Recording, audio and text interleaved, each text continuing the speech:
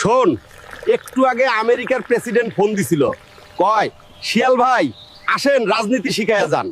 আমি কইলাম ধুর মিয়া, আমি এখন হরিণ আর ছাগলের লগে মিটিং এ আছি, ডিস্টার্ব দিয়েন না, বুঝলি আমার লেভেল। নে চা খা। এক গ্রামে থাকতো এক পাতি নেতা শিয়াল।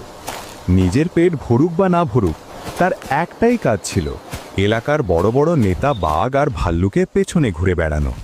সকাল সন্ধে শুধু জি ভাই, ইয়েস ভাই, আপনি যা বলবেন তাই ঠিক, এই ছিল তার জীবনের মন্ত্র। গ্রামের মোড়ে দাঁড়িয়ে সে বড় বড় কথা বলতো, আরে বানর ভাই, বাঘ ভাই তো আমার একদম আপন লোক, আর ওই ভাল্লুক ভাই কালও আমার সাথে বসে চা খেলো, এলাকায় কোনো সমস্যা হলে শুধু আমার নাম বলিস, সব ক্লিয়ার। গ্রামের সবাই মুচকি হাসত, কেউ বিশ্বাস করত, কেউ করত না। একদিন কি হলো, শিয়াল মুরগি চুরি করতে গিয়ে হাতে নাতে ধরা পড়ে গেল।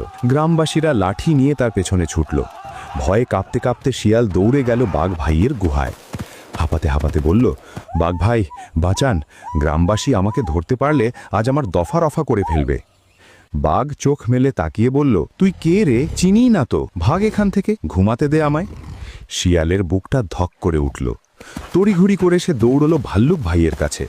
সব আশা নিয়ে বলল, ভাল্লুক ভাই একটু সাহায্য করেন। ভাল্লুক বিরক্ত মুখে বলল, আরে ভাই আমি এখন খুব বিজি, পরে আসিস।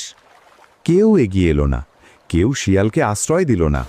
অবশেষে ভয় আর লজ্জা নিয়ে শিয়াল জঙ্গলের গভীরে একা একটা গুহায় গিয়ে লুকালো।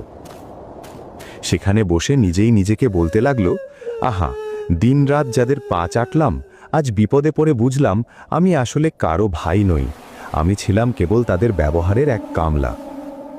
নিজের যোগ্যতায় পরিচয় গড়ুন। বড় মানুষের ছায়ায় দাঁড়িয়ে রোদ এড়ানো যায় ঠিকই, কিন্তু বিপদের সময় সেই ছায়া কখনোই ছাতা হয়ে আপনার মাথার ওপর দাঁড়ায় না।